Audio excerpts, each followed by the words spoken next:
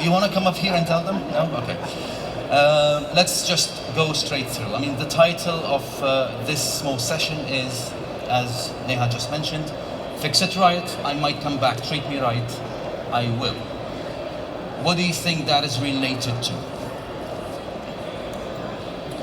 Can I have a microphone so it's easy for me? Oh, very good. Yes, I can do that. Don't worry, I can do that. Yeah, what do you think that's related to? It is related to the way you take care of your customers rather than giving them back because of the money they spent to your job. Okay, very good. Anyone else has an idea? Who else? It's okay, catch it. What do you think this title is about? Sir? Customer satisfaction. Ah, satisfaction, a key word. Brilliant. Anything else? Sir? Customer service for long-term business. Long-term business, sustainability. Well done. You heard these terms. Yep. These are key, and this is what we all work on. Now, before I go on, let me ask, who are workshop owners, workshop managers here? Very good. Yeah, brilliant. Now, in your opinion, what do you think customers need?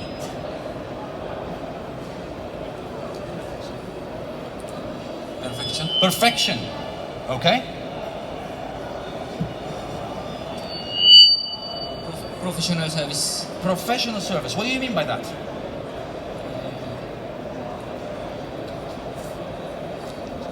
The professional in terms of equipment, knowledge, and technical know-how on the vehicle. Very good. Very good. Can you pass it to the gentleman behind you? Thank you. Join us. I want to say. Oh yeah, quick service. Okay, so quick, time related. Very good. If you mind passing it through. Thank you. There you go. The right diagnosis and proffering the right solution the first time. Very good. Pass it forward, please. Very good. Thank you. Quality service. Quality service. And quality relationship. Sorry guys, I shouldn't move there. Right? Okay, I'll plan not to. Yes. Quality service. Quality service and quality relationship. Ah, very good. Two. I was going to ask you to please specify. You already did. Gentlemen, sir, the microphone. They need to feel valued. Value. Very good. Now, you guys are workshop owners, workshop managers, etc. Very good. Thank you very much for your input. Now, who is not a workshop owner or a workshop manager? Okay, you as a customer, when was the last time you serviced your car? 1 week ago. Brilliant. How was it, may I ask? Why? Can we have the microphone? Why did you say it was perfect? Basically, it's not about fixing my car. It's about if they do something at this touch point which will exceed my expectations. Expectations. That's another word that is key as well. Question to continue. For you as a customer, how do they know what you expected? Basically, because they know me. Okay, simple as so that's a kind of a long-term relationship. Yes. So they got to know you even more and more. Brilliant. Thank you very much. Thank you very much. Now, what we're going to talk about in this session, 3 big titles. That's it. 1, what do customers need? And we started this conversation now. 2, a solid but lean process. And 3, the way forward. Starting with the things that you guys talked about. What do customers need was the first question I asked, wasn't it? Okay. How do we know that? Maybe it's not a need, maybe it's a want. What is the difference between needs and wants? Anyone? Okay, yes, needs are necessary. Needs are a must. Must for what?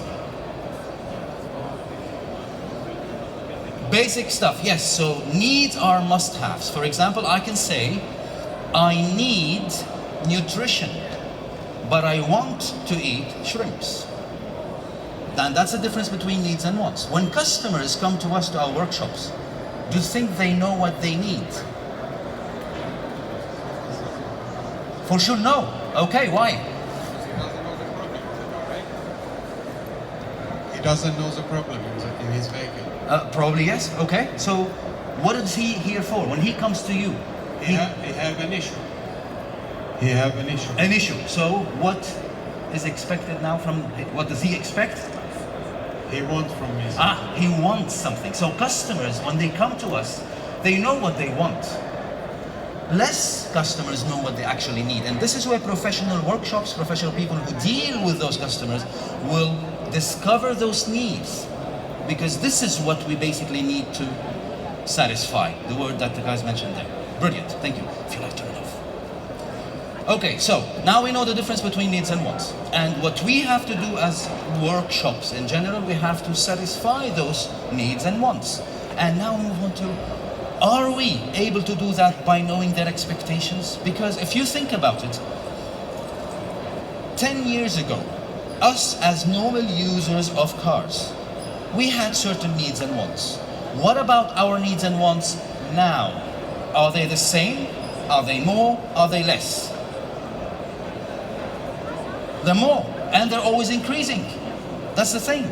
We always want more as customers. I can come to you and you have a workshop and say, hey, can you please just change my oil? Yes, you can do that, no problem. But then do you think that satisfies me? No, I want more. What do I want? I want free wash. I want, I don't know what, because others are doing it. Yeah.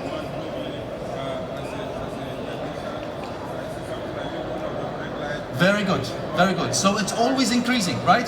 So my expectations are always increasing. Am I still up to date with those expectations? Sir, you mentioned that they know me. So they already have a database of you and what actually are your expectations, and they're moving forward with that, which is brilliant.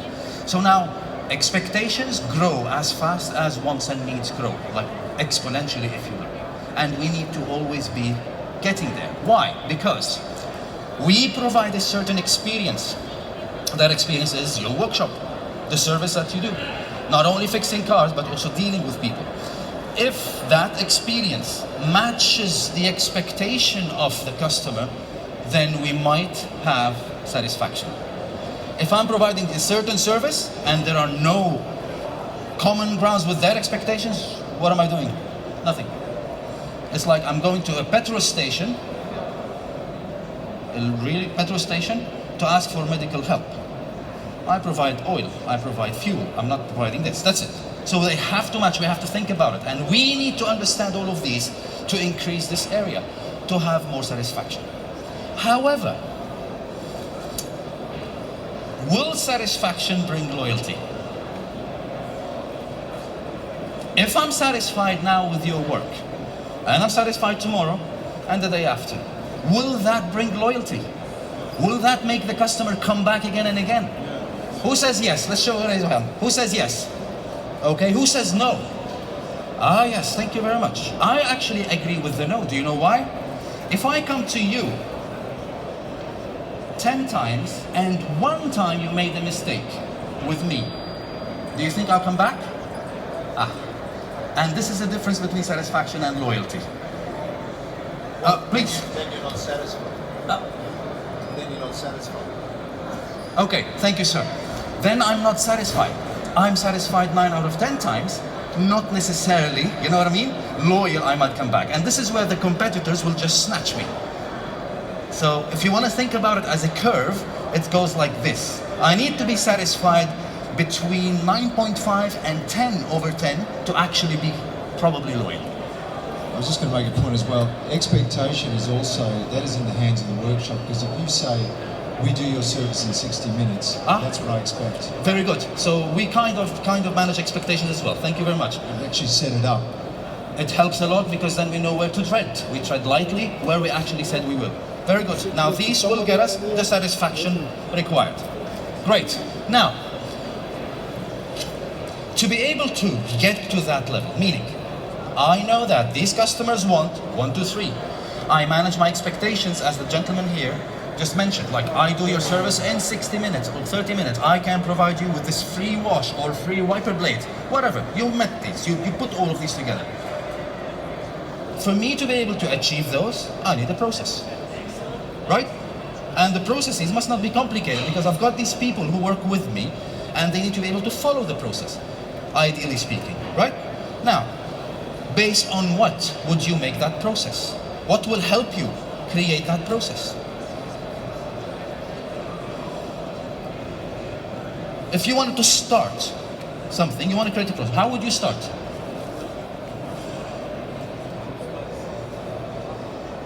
Thank you. I will start by identifying the needs and wants. Very good, which is what we did. So you started from the beginning, identifying needs and wants. But I will move forward afterwards to know the expectations. Okay. But if you think about it, you're saying that I will start with needs and wants and I will move forward. What you're actually doing is not this. You're actually doing this. You're starting with the end in mind, which are the needs and wants. So whenever you want to come up with a process to serve your customers, start with the end in mind. Start, this is what they want. Okay, for me to be able to get this, what do I need? This. Very good. For me to be able to get this, what do I need? This. And you go back all the way to the beginning. You don't start a process from step one. You start always with the end in mind, which is who? The customer, the one who pays our salaries. And if we keep them happy and loyal, they keep paying our salaries and we expand our network. And that's what we want. So we always start with the end in mind. So you thought of it correctly, it's just reverse. That's it. I want to get there. Okay, to get there, what do I need? Do I need a car? Do I need a plane? Do I need a train? And then you move backwards. So when you put this process and you think about it with the end in mind, that will help your people. Because now we have a purpose. Our object now is not step one or step two. No, our objective is the end. And based on that, we just go backwards. All right? Yeah? Okay.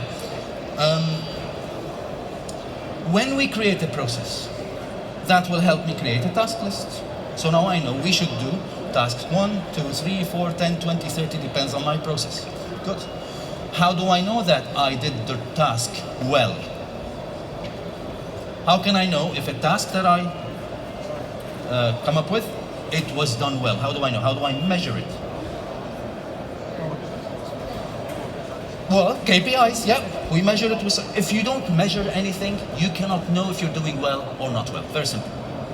And I'm gonna be honest with you, I'm not trying to promote anyone, it's just some things that I have been using for probably 20 years. It's the KPI book by Jeff Smith. You can find it online. But that book has so many performance indicators that you can use to be able for you to measure anything you can think of. So you know how to measure, you know how to manage. Very simple. And the end, customer satisfaction. The end, the loyalty. Is this customer coming back to me every 6 months for oil change and other stuff? Or, oh, no, I lost him. Why? And so on. So once we create the task list, based on this, we come up with the key performance indicators that will help me know where I'm doing well, what I'm doing that needs improvement. Then once I do those, I can make the job descriptions. And I'm telling you this because I've done this with one of the local workshops here in Dubai. And in about 1 year, there was a complete change. And now that workshop, which is part of a bigger organization, is actually the most profitable of all departments. It's all going back to the basics, starting with the end in mind, creating a task list, putting the right KPIs, boom, job descriptions. Now we come to the implementation. I give you a certain job. This is your job description to do this task within this step. And you, and you, and you, and you, etc. But is that enough? I trained you. I told you, here you go. That's what you're going to do. Go do it. Is that enough? What is needed? To follow up. Follow up. Okay, who should follow up? Supervisors. Supervisors. Okay, how? You have to train supervisors. Okay, you train supervisors, and then? To check what's going on. And follow up if the job Okay, is, your heart is in the right place, I'll tell you that. Your heart is in the right place. That is enough in your opinion? Anyone has an additional thing to add to, sorry, your name? Sharbil. Anyone has anything else to add to what Sharbil said? Sorry, sir, you might, thank you. Evaluation. Evaluation, so that's kind of measurement, right? So we follow up to measure, you know, these KPIs, very good. Anyone else? Sir? Oh, reward, nice one. Okay? Based on our experience, all of these are correct, but they're never enough. Knowing the, let's say, the working force that we have here, technicians, all the stuff that Khaled was talking about in the previous session, this doesn't really work 100% This is how it will go the way forward. That's it. It's what we call coaching. It's like a football coach. So, this is the GROW method. It's a coaching technique that we use to help people literally move from I learned this theory, a couple of practices, all the way through to I'm actually implementing, and look, that's the result. And this is what we miss in a lot of places. How do we do it? Very simple. G stands for goal. R stands for reality, O for options, and W is doer. How does it work? If I want to sit with a technician or a supervisor or even their leader, okay, Sharbil, what do you want from this workshop? You tell me, for example, I want to make $100,000 a month. Brilliant, that's your goal now. Where are you now? I'm at 70. Brilliant. What do you want to do to get there? As a coach, you're not there to tell them what to do. You're there to guide them, let them think. Because we know that when we were younger, we were always told, do this, do that. And then we grew up to be without any kind of imagination when it comes to any services that we give. Yeah? But then we had to learn it the hard way. We make plenty of mistakes with customers and pay for them. But no, nowadays it's on a higher level. It's on a complete different level.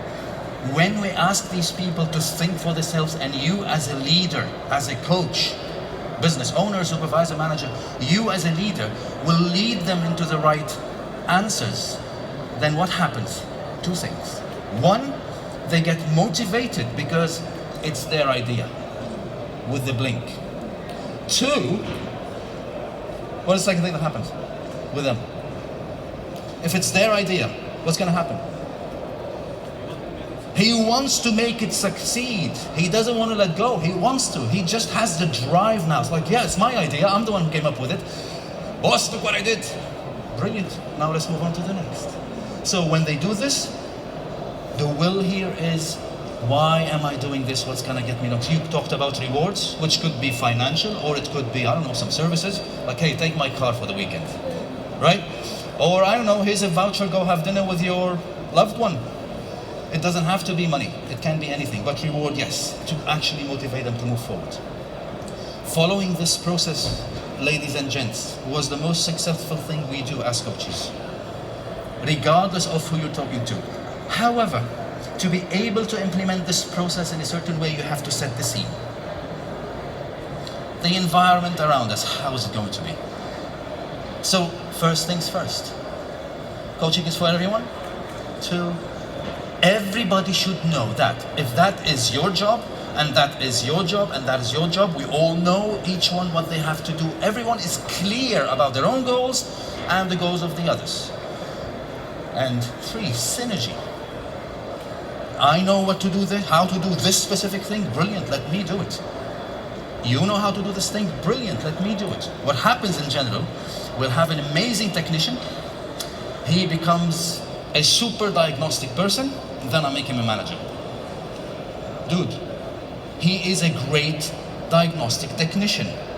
He should be working, diagnosing cars, because he's gonna bring you success. Now you put him a manager, he's not anymore, because he thinks, I'm bigger now. Oops. Sorry guys. He thinks, I'm bigger now, I don't need to work, I don't need to diagnose cars. And then what happens to the business? Bye-bye. Unfortunately, that's what I've seen happen everywhere in this region. Valid reason? Why do you want to implement what I taught you? What's in it for you? What's in it for you? You might have different reasons, and I as a coach, if I don't know these individual reasons of why you want to do this, I will not succeed very well. You might need money, he might need just a tap in the back. Correct? You might need a tap in the back because he's expecting that one day he's going to become a big manager to follow. Great. You might need the money because you want to buy a house somewhere in Italy. If I don't know these, then forget it. And if you are a person who doesn't have these critical 5 success factors, like the trustworthiness between you and your colleague, if he doesn't trust you and you don't trust him, why start it anyway? Correct? I don't trust him. I don't think he's going to stay here for long. Don't waste your time. You know, when we do contracts with leaders about a certain coaching program that could take about 6 to 12 months, the first thing is, let's say I'm doing it with you. Before I start, I will make sure if you really want to continue or not. Otherwise, I won't even start. Why should I? I'm going to waste everybody's time, his time and my time. So it's not about here as well, me making money because I'm doing these executive coachings. No, it's is he going to succeed or not? Am I able to help him? If he's, I don't know, categorized as unable to be helped or unwilling to be helped, why should I? Very simple. I don't even tread in that direction. 2, communication skills. I know each and every one of us has his own way of measuring his own skills. Has anyone tried to have someone else measure the communication skills or your communication skills? Like have a different perception? We don't usually do that, right? We think, yeah, I'm a good communicator. And then you find out that I can't reach out to these people. Every time I talk to them, they get upset. Why? I don't know. There are many tests online that you can do. They help with these. You can also have certain platforms that we use about these to measure your communication skills. It's called the METAL platform. It's just certain personality / knowledge and skills set questions, and then you will get what you want. So if you don't know your levels on the communication skills, it wouldn't be, let's say, easy. It just will give you a little bit more obstacles as to how you can communicate the improvement, the implementation, and the grow method that we just spoke about. 3rd point, mutual respect. The automotive industry, I'm gonna go back 20-25 years ago. The way how technicians used to be trained is, sorry to say, but it's like animals. They always shouted at people, insulted them, offended them all the time. It's like, why? Why are we doing this? Oh, that's how they learn. They're not educated. We're gonna do this. Oh, okay, no, not anymore. Not anymore. Now technicians, they use their mobile more than we do. They are very IT oriented as well. They know how to manage. So when we talk about mutual respect here, we're gonna think about those technicians as our source of income, source of sustainability. That's the fix it right part, remember? Because me at the front, if I'm selling the service, how can I sell a service if it's not done right? So the fix it right part is definitely needed. And then we move on to the rest. So these technicians, when I want to help them, coach them, and grow them, there should be mutual respect, as I'm sure that you agree. Feed forward. Have you ever heard of this word before? Okay, we know feedback, right? Brilliant. Feedback means tell them what you did. So you did something not so good. I feed back means I tell you this is what you did. We decided that we need to make it a little bit more positive, more forward-looking. So feed forward. Now, feed forward is a feedback plus how we can fix it in the future. So I did something that was not good. So someone told me, listen, Rudy, you actually didn't really talk nicely to this customer. He felt offended. You know, it would be appreciated now next time if you change your way. How would you like to improve that? Move from feedback into the next step, feed forward. Because if I don't improve, what's the point of giving me the feedback? We always get that. We always get that. When I was younger and I had a manager, the only time he used to call me to his office was to actually give me a feedback. So now, every time I actually know he's gonna call me, I get depressed. I don't wanna go. Because it's always negative. Oh, why am I going? Oh man, not again. What did I do this time? It completely destroys you. It makes you lose your confidence completely. Now the feed forward part, it's like you're happy. No, he's gonna tell me I did something wrong. Okay, but then we're gonna find a solution. He's gonna help me out. This is part of the coaching. If you have experience, that'll be great. If you don't, it's not a big deal. As a coach, we do a wide range of coaching activities. I don't have the experience that a marketing director has. I don't. But I don't really need that, because coaching is not about me knowing what he should do and telling them. No, it's about bringing the best out of them. Get the right questions to actually let them come up with those ideas, let them come up with those solutions, and then just help them stay focused. This is our job. So the experience, your experience, if you wanted to coach your, let's say, team members, you don't have to be a master technician to train technicians. You don't have to be a customer service professional to actually train the service advisors, the people who meet those customers. The right questions with the right attitude will let them come up with those ideas. Okay? Well, if you want to be experienced, you can always come to us as well. We do such training. And we spoke about, okay, these are what the customer needs and wants are, these are their expectations, brilliant. We spoke about that we need to create a certain process to be able to create this satisfaction and to be able to continue with this satisfaction. Very good. What about the money now? Think about it this way. Why do we have businesses? I run a business, you guys, most of you run businesses. Why do we run businesses? What are the key components of I running a business? Because of what? Money. Perfect. Right? Now, if you're running a business because of money, say that you're selling something like that. Yeah? To make money, you need to make profit on this. Let's say you make 300% profit on this. You buy it at, I don't know, $10. Now you're selling it at 300%. Sorry, I'm testing your math skills here. Say that I want to sell this at such a high profit. How long do you think I can sustain the business by selling this one at such a high profit? There are many competitors that will come, they will reduce the price. They will offer additional stuff. So I will not last. Right? So there must be another component. What is the other component of running a business? Satisfaction. Brilliant. Now, if I only run my business on satisfaction, I give everything for free. Right? And then how do I pay the people? How do I pay my salary? So what is the critical balance now? Is these two. We need to keep balancing these two. And us as leaders, workshop managers, owners, this is where we always focus our job on. To be able to focus these two, it's not only about fixing the car right. Many tools and equipments are around us here. Computers. Now we diagnose cars over the air. There are BMW cars that can be diagnosed over the air. The new electric vehicles, Tesla, Jaguar, all of these electric vehicles, we know that this car needs something as they are driving somewhere. We don't need any more fix it right when it comes to this. Everyone's got it. What we really need is the human element. How you treat me.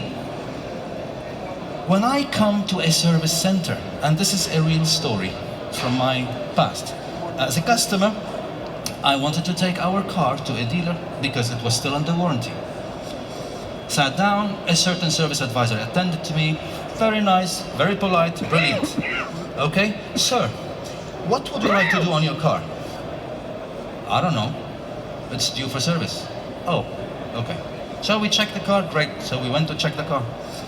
I don't know, you know, they do these things, tack, tack, tack, tack, tack, then you come back, and then, okay, sir, so what we're going to do is we're going to change oil and filter, and then it's like, yeah, I know, tell me something else. We always change these. Is there anything else? No, I don't know, because I didn't drive it yet. Do you hear anything else in the car? Okay, listen, I heard a noise once. Okay, thank you, we'll check it. Good. So they came up with this idea that this car needs a steering rack and pinion. Brilliant. Am I paying for it? No. Then I don't care. Do it. Yeah. It took them 4 or 5 days to come back to me to tell me that, yeah, we changed the steering rack and pinion. The noise was still there. We changed these, and so on and so forth. So you look at it, it's like, oh, I thought you were professionals. This is the fix it right part. What happened there? But you know, it's fine. I'm not paying. What happens if I was paying? Right? So we can have plenty of good technicians to be able to diagnose my car and fix it right the first time. Brilliant. Now, I went the second time for service after I finished all of this, and another service advisor came to me. Yes, sir, Mr. Shukri, please come in. Oh, okay. I was like, who are you? I said, I'm your service advisor. I said, no, he is. No offense, but he is. He goes, no, it's the same. It's like, no, it's not the same. Do you know what we did to the car last time? Do you know what we discussed, him and me? I wanted to do some stuff. Do you have, oh no, I can ask him. No, I don't want you to ask him. I want him. I spoke to him already. So even though this fixing was not right, I kind of built a relationship with that other guy.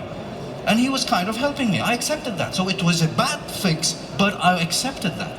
And this is where this customer satisfaction is very important. You, my relationship with you. I'm not saying a personal relationship. I'm saying a business relationship. There are certain limits, of course. Now, if you want to be their friend, that's your problem. But it's a limit. Now, because he was nice to me at the end, we were able to fix things around. Hey, I'm happy with him. He made a mistake, so what? We all make mistakes. Poof. So you guys can buy all the tools that you want, all the diagnostic equipments that you want. You can train the best technicians, yes. Mistakes are bound to happen.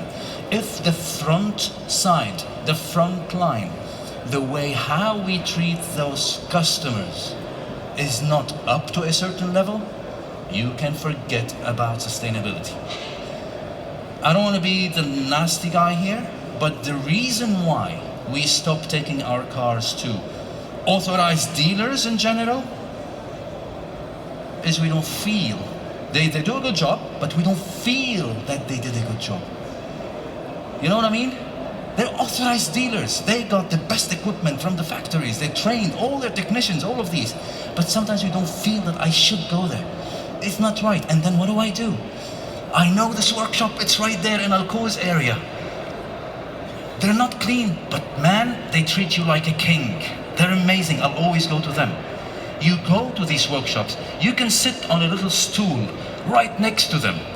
They can get you coffee and put it on the floor, and you will have coffee while watching these. You come out, you are greasy. You sit in the car, you will make your car dirty, but you still go back to them. Why? They treat me well. They appreciated me as a human, not as a number. When we go to those huge places, I'm a number. Number 54, yes, this way, sir. Okay. Sorry, I have a cheap car. You know what I mean? Now, think about it. The people who own those workshops or who are leaders of a team in the workshop, think about that front line. We call it front line for a reason. Think about that front line. What do you think you can do to bring them forward to that level? Do they have the experience? That's a good question. This person who is dealing with those customers, does he have a customer service experience? Did he go to a place where he received a nice customer experience, or did he go to Carrefour? I can go to Carrefour, it's a supermarket.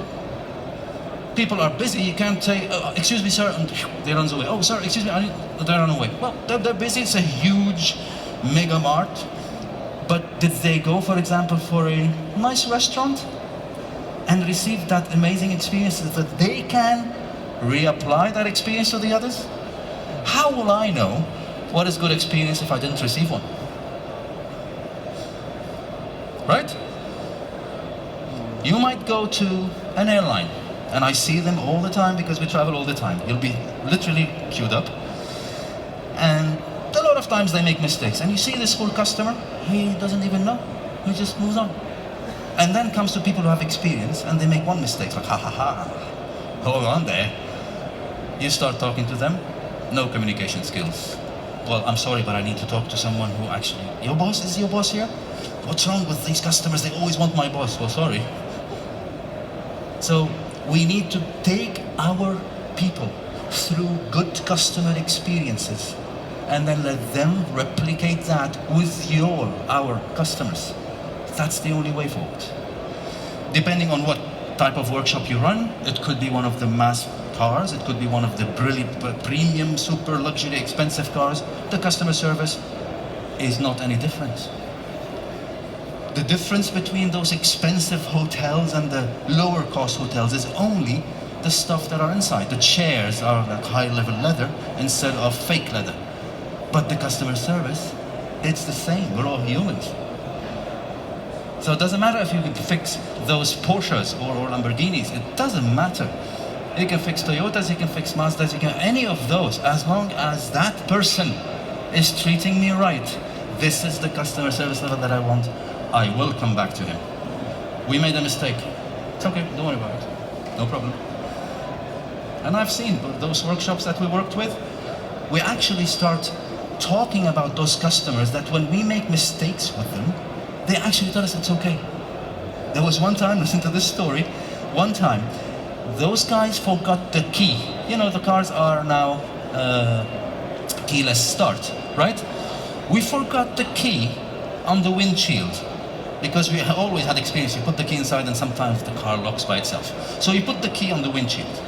Right, time for test drive. Guess what happened? The guy took the car, all in good intentions, test drive, came back, great job guys, nothing happened there, turned the car off. Where's the key? Go back and look for it. Bye-bye. 1,500 dirhams, that's $400 for the key. He was honest with the customer, told him straight through. The customer didn't let him pay. He did not let him pay. He said, hey, we all make mistakes. And this is what I'm talking about. It's not if I fix it right. A lot of people now can fix cars. It's about the human element. If I can deal with you and provide you with what you deserve. And that's it. This is the whole thing. So, that's how we end it. Anybody has any question who'd like to ask me? Maybe more stories, funny stories that I have with customer service? Anyone? Yes, sir. First of all, thank you very much for a very, very interesting presentation. Thank you. But there is one query. Sure. That is, how do you decide what the customer deserves? You know why? Because each and every person who's passionately involved with his customer would like to deliver more. Correct. And to exceed his expectation. Correct. But then there is some sort of an embargo which is created because of so many reasons, financial and whether we can deliver the same to everybody. Okay. So how do you differentiate this? How do you give the empowerment to the individual person to be able to exercise this? I think a winning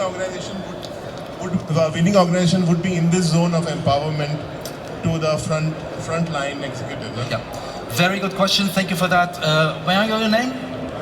Azim. Thank you for that, Azim. Rajiv Bhatia. Rajiv. Thank you very much for that. Very good question. Thanks for asking.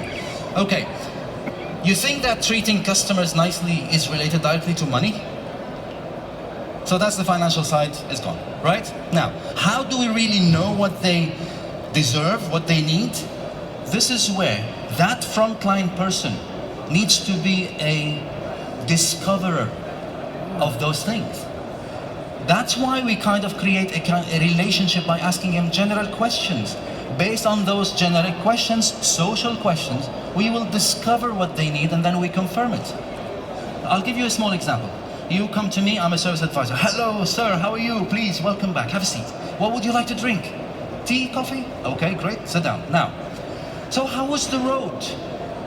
Oh, it was fine. So where did you come from? Oh, I come from this place. Was there traffic? No. So now I know, where did you come from? Is that your work address or your home address? No, it's actually home. Oh, brilliant, okay. Now, if I learned this information and then later we discovered that your car needed to stay with me for 3 days, what can I do with this piece of information? I know where you live. How can I help you without you asking? I'll tell you, look, I know where you live, it's not far from us, no problem.